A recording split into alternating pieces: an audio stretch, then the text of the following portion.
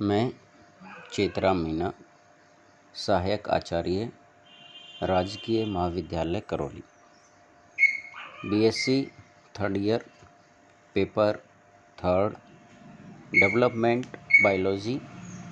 और आज का टॉपिक है निषेचन की क्रियाविधि या मैकेनिज्म ऑफ फर्टिलाइजेशन। इससे पूर्व के व्याख्यान में हमने निषेचन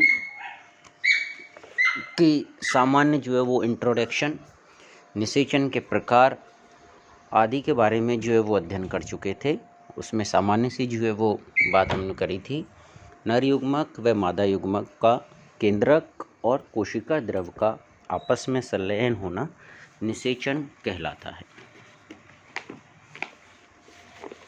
यहाँ हम वो देखेंगे कि निषेचन की क्रियाविधि में अंडे और शुक्राणु आपस में वो संयुग्म कैसे होते हैं उसके बारे में हमें देखना है। तो निषेचन की क्रियाविधि में निम्न 4 चरण पाए जाते हैं। ए, युग्मकों का सन्निकट। बी, शुक्राणुओं का योग्यतार्जन।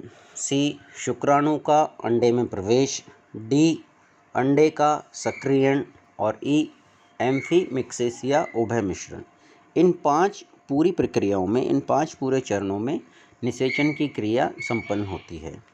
सबसे नंबर 1, युग्मकों का सन्निकट आना। नर व मादा युग्मकों का एक दूसरे के नज़दीक आना सन्निकटन कहलाता है। सन्निकटन के बढ़ने के साथ साथ निषेचन की संभावनाएं बढ़ जाती, अर्थात हम कह सकते हैं नर युग्मक व मादा युग्मक जितने नज़दीक आएंगे, जितने पास पास वो आके रुकेंगे, निषेचन की संभावनाएं उतनी ही अधिक हो जाती है।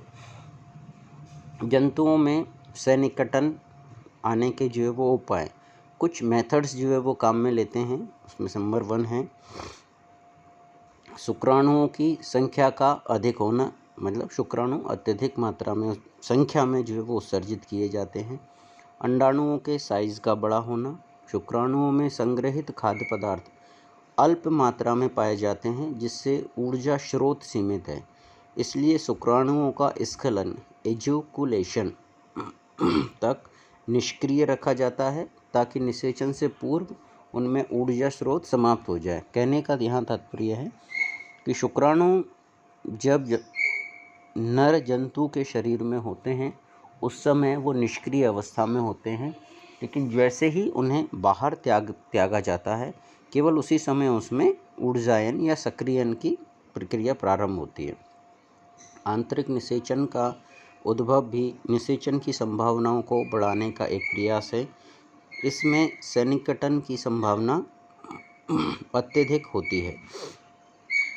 अंतः निषेचन के दौरान जब शुक्राणुओं का त्याग मादा जनन वाहिनी में होता है तो मादा जनन वाहिनी में संकुचन व शिथिलन द्वारा उन्हें ऊपर खींच लिया जाता है। इससे निषेचन की संभावना बढ़ जाती है। जंतु शरीर में मैथुन क्रिया के उद्दीपन द्वारा अंडोत्सर्ग होता है जिससे सन्निकटन की संभावना अत्यधिक होती है। इसे प्रेरित अंडोत्सर्ग कहते हैं। केंचुए में शुक्राणु व अंडाणुओं का त्याग कोकून में किया जाता है, यह भी सन्निकटन का एक उपाय है। मतलब दोनों शुक्राणु व अंडाणु एक कोकून के अंदर ही डाल दिए जाते हैं। मेंढक में मिथ्या मैथुन सूडो कॉपुलेशन सन्निकटन का भी एक उपाय है। इस दौरान अंडोत्सर्ग व स्खलन साथ साथ होता है, इससे निषेचन की संभावनाएं बढ़ जाती है। युग्मकों के आपस में आकर्षित करने की निम्न विधियां हैं। तो ये कुछ उपाय किए जाते हैं जिससे निषेचन की संभावनाएं बढ़ जाती है। उसमें नंबर 1 जो उपाय है वो है रासायनिक चलन, कीमोटैक्सिस। कुछ जंतुओं में शुक्राणु अंडाणु की ओर किसी रसायन द्वारा आकर्षित होते हैं। उदाहरण सिलेंट्रेट, मछलियाँ व कीट। R.L. मिलर ने 1966 में पाया कि कैम्पेन्यूलेरिया सिलेंट्रेटा में गोनेनजियम द्वारा एक रसायन स्रावित होता है जो शुक्राणुओं को अपनी ओर आकर्षित करता है। मछलियों में अंड द्वार के नज़दीक स्थित कैरियन द्वार एक रसायन का स्रावण करता है जो शुक्राणुओं को अंड द्वार की ओर आकर्षित करता है। दूसरी और जो महत्वपूर्ण क्रिया है वो है फर्टिलाइजिंग एंटी फर्टिलाइजिंग क्रिया। निषेचन एक जाति विशिष्ट क्रिया है। यह जाति विशिष्टता फर्टिलाइजिंग व एंटी फर्टिलाइजिंग द्वारा प्राप्त होती है। जाति विशिष्ट प्रक्रिया से मतलब है उसी जाति के अंडे उसी जाति के शुक्राणु से ही निषेचित होते हैं, दूसरी जाति के शुक्राणुओं से निषेचित नहीं होते हैं। फर्टिलाइजिन अंडों की सतह पर पाया जाता है। यह ग्लाइकोप्रोटीन द्वारा निर्मित होता है। इसका आणविक भार 3 लाख के करीब पाया जाता है। फर्टिलाइजिंग द्वारा एंटी फर्टिलाइजिंग के लिए ग्राही स्थल का निर्माण किया जाता है। फर्टिलाइजिन का श्रावण जेली या प्लाज्मा झिल्ली द्वारा होता है। जेली अथवा पीतक झिल्ली में पाए जाने वाले फर्टिलाइजिंग जेली कोट फर्टिलाइजिंग कहलाता है। प्लाज्मा झिल्ली से पाए जाने वाला फर्टिलाइजिन साइटो फर्टिलाइजिन कहलाता है। शुक्राणु की सतह पर एंटी फर्टिलाइजिन पाया जाता है। यह एक अम्लीय प्रोटीन है। इसका आणविक भार 10,000 होता है। फर्टिलाइजिंग व एंटी फर्टिलाइजिंग जाति विशिष्ट होते हैं। फर्टिलाइजिंग की खोज R.R. लिली द्वारा व एंटी फर्टिलाइजिंग की खोज वेलिंस्काई द्वारा की गई। फर्टिलाइजिंग व एंटी फर्टिलाइजिंग की क्रिया एंटीजन व एंटीबॉडी के समान होती है। यह ताला कुंजी के समान कार्य करते हैं। मतलब अंडे के द्वारा फर्टिलाइजिंग स्रावित किया जाता है, शुक्राणु के द्वारा एंटी फर्टिलाइजिंग स्रावित किया जाता है। ये एंटीजन एंटीबॉडी की तरह जो है वो रिएक्शन करते हैं और ताला कुंजी की तरह व्यवहार करते हैं, जो अंडे को और शुक्राणु को एक दूसरे की तरफ तीव्रता से आकर्षित करते हैं व एक दूसरे से जुड़ जाते हैं। फर्टिलाइजिंग एंटी फर्टिलाइजिंग क्रिया के कार्य। फर्टिलाइजिंग एंटी फर्टिलाइजिंग क्रिया द्वारा शुक्राणु अपनी जाति के अंडाणु की पहचान करता है। इस क्रिया द्वारा शुक्राणु अंडाणु की सतह से संलग्न होता है। कुछ मात्रा में फर्टिलाइजिंग घुलकर जलीय माध्यम में चला जाता है, जो अनेक शुक्राणुओं का एग्लूटेशन या समूहन कर देता है, जिसके परिणाम स्वरूप अंडाणु की सतह पर शुक्राणुओं की संख्या घट जाती है, जिससे बहुशुक्रता की संभावना कम हो जाती है। बहुशुक्रता से मतलब है अंडाणु में जब निषेचन होना है तो यह कोशिश होती है कि अंडाणु के अंदर केवल एक ही शुक्राणु का प्रवेश हो, एक शुक्राणु से अधिक शुक्राणु प्रवेश नहीं करने चाहिए। फर्टिलाइजिंग एंटी फर्टिलाइजिंग एक जाति विशिष्ट होता है। इस कारण अंतर जातीय निषेचन पर रोक लग जाती है। इस क्रिया के फलस्वरूप शुक्राणुओं के समूहन होता है। समूह द्वारा अधिक लाइटिक एंजाइम का श्रावण होता है, जो भेदन में सहायक होता है। फर्टिलाइजिंग शुक्राणुओं को सक्रिय करके एक्रोसोम क्रिया का उद्दीपन करता है। तो यहाँ हम कह सकते हैं एक जाति विशिष्ट के अंडाणु और शुक्राणु का निषेचन करने के लिए फर्टिलाइजिंग और एंटी फर्टिलाइजिंग एक महत्वपूर्ण कारक की तरह कार्य करते हैं। ये एंटीजन एंटीबॉडी की तरह कार्य करते हैं, ताला कुंजी की तरह कार्य करते हैं। एग द्वारा फर्टिलाइजिंग स्रावित किया जाता है, जो ग्राही स्थलों की तरह कार्य जो है वो करता है, जिस पे शुक्राणु द्वारा स्रावित एंटी फर्टिलाइजिंग आकर जुड़ जाता है और एक दूसरे के शुक्राणु और अंडाणु एक दूसरे के बिल्कुल संपर्क में आके सन्निकट हो जाते हैं। दूसरा है शुक्राणुओं का योग्यतार्जन। शुक्राणु का निषेचन के लिए योग्य होना योग्यता अर्जन कहलाता है। खरगोश में योग्यतार्जन में 8 घंटे, चूहों में 1 घंटे का समय लगता है।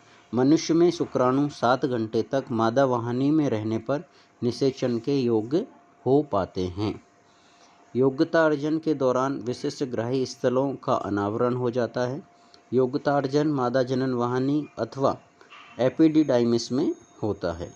योग्यता अर्जन शब्द वेरिल द्वारा दिया गया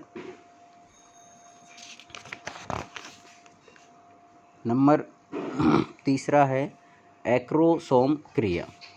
जब शुक्राणु अंडाणु के संपर्क में आता है तो उसमें एक्रोसोम में अनेक परिवर्तन होते हैं। इन परिवर्तनों को एक्रोसोम क्रिया कहते हैं। एक्रोसोम क्रिया से एक्रोसोम तंतु का निर्माण होता है। एक्रोसोम क्रिया का अध्ययन वॉल्विन 1967 द्वारा अनेक जंतुओं में किया गया। एक्रोसोम तंतु लंबा होकर अंडाणु की प्लाज्मा लेमा से जुड़ जाता है। इसके परिणाम स्वरूप शुक्राणु व अंडाणु की कोशिका द्रव में बीच निरंतरता आई जाती है। नंबर 4, अंडे का सक्रियण होना। एक्रोसोमल तंतु के अंडाणु में अंडाणु की प्लाज्मा लेमा को छूने पर अंडे का सक्रियण आरंभ हो जाता है।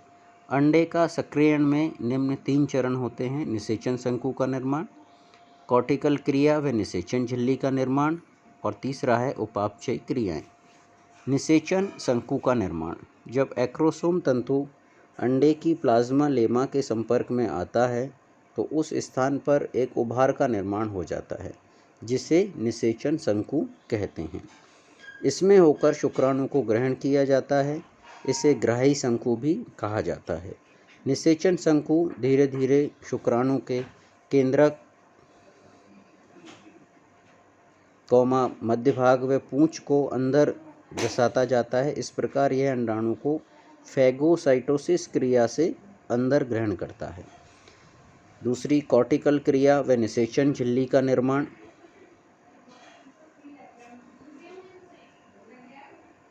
अंडाणु के बाहर की ओर पीतक झिल्ली पाई जाती है। इसके नीचे प्लाज्मा लेमक नामक झिल्ली पाई जाती है। प्लाज्मा लेमा के नीचे कॉर्टिकल कणिकाएं पाई जाती है। पीतक झिल्ली के ऊपर उठने से पीतक झिल्ली व प्लाज्मा लेमा के बीच एक स्थान बन जाता है जिसे परिपीतकीय स्पेस कहते हैं। कॉर्टिकल कणिकाएं परिपीतकीय स्थान में म्यूकोपॉलीसैकेराइड का स्रावण करती है और अंडे के चारों तरफ संपूर्ण अंडे में इन दोनों झिल्लियों के बीच में निषेचन झिल्ली का निर्माण कर देती है। नंबर 3, उपापचयी सक्रियण। अंडाणु के पारगम्यता में वृद्धि हो जाती है। यह जल, एथिलीन, ग्लूकोज, फास्फोट के प्रति पारगम्य हो जाता है। निषेचन के फलस्वरूप प्रोटीन संग्रहण बढ़ जाता है। शुक्राणु का निकटस्थ सेंट्रियोल समसूत्री विभाजन को प्रारंभ कर देता है और इस तरह से उपापचयी क्रियाओं में वृद्धि हो जाती है। नंबर ई, जो लास्ट चरण है, नर एम्फीमिक्सिस उभय मिश्रण। नर व मादा प्राक केंद्रकों का आपस में जुड़ना उभय मिश्रण कहलाता है। निकटस्थ सेंट्रियोल व माइटोकॉन्ड्रिया पर 180 पर घूर्णन करके नर प्राक केंद्रक के आगे आ जाते हैं। देखो यहाँ जैसे ही शुक्राणु अंडाणु में प्रवेश करता है उसका शीर्ष और मध्य भाग ही प्रवेश करता है, मतलब केवल निकटस्थ सेंट्रियोल। जैसे ही शुक्राणु प्रवेश कर जाता है सेंट्रियोल व माइटोकॉन्ड्रिया 180 पर घूर्णन कर देते हैं, मतलब ये आगे की ओर आ जाते हैं। उभय मिश्रण के दौरान निम्न पथ पाए जाते हैं: भेदन या शुक्राणु प्रवेश पथ। जिस मार्ग से होकर शुक्राणु भीतर प्रवेश करता है उसे शुक्राणु भेदन मार्ग कहते हैं। शुक्राणु मैथुनी मार्ग। प्राकेंद्रक व मादा प्राकेंद्रक की ओर आना शुक्राणु मैथुनी मार्ग कहलाता है। अंडाणु मैथुनी मार्ग। अंडाणु या मादा प्राकेंद्रक का नर प्राकेंद्रक की ओर बढ़ना अंडाणु मैथुनी मार्ग कहलाता है। और नंबर 4 है विदलन पथ। जाइगोट केंद्रक का सक्रिय जीवद्रव से केंद्र तक पहुंचना विदलन का पथ कहलाता है। इस तरह से निषेचन की क्रिया पूर्ण जो है वो हो जाती है। इसके अंदर निषेचन की क्रिया में शुक्राणु व अंडाणु का कोशिका द्रव और केंद्रक द्रव आपस में जो है वो संलयित हो जाता है और आपस में संलयित होने के बाद में जाइगोट का निर्माण कर लेता है। तो निषेचन की क्रियाविधि में हमने जो है वो क्रम से 5 चरणों की जो है वो बात करी। युग्मकों का सन्निकट आना, जिसमें अनेक अलग अलग जंतुओं द्वारा अलग अलग तरह का उपाय जो है वो अपनाए जाते हैं। शुक्राणुओं का योग्यतार्जन होना, शुक्राणुओं का उत्सर्जन के बाद में जो है वो सक्रिय होते हैं। शुक्राणुओं का अंडे में जो है वो प्रवेश होना, उसके लिए एक्रोसोम क्रिया, फर्टिलाइजिंग एंटी फर्टिलाइजिंग जो क्रिया है वो होती है। नंबर 4 है अंडे का सक्रियण होना, और नंबर लास्ट में एम्फीमिक्सिस, जिसमें नर प्राक केंद्रक और मादा प्राक केंद्रकों का आपस में जो है वो संलेत हो जाते हैं। धन्यवाद।